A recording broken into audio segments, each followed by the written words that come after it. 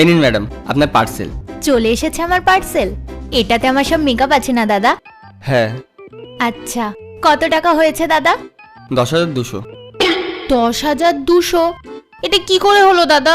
আমি তো মাত্র মনে হয় 4-5টা মেকআপই অর্ডার করেছিলাম। আরে ম্যাডাম যত টাকার অর্ডার দিয়েছেন তত টাকাই তো হবে।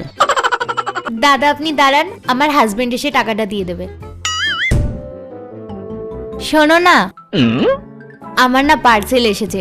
ডেলিভারি দাদাটা বাইরে দাঁড়িয়ে আছে, টাকাটা দিয়ে আসো। কত টাকা? ও সেটা তো আমি জিজ্ঞাসা করতেই ভুলে গেছি, তুমি গিয়ে দেখো। যাচ্ছি।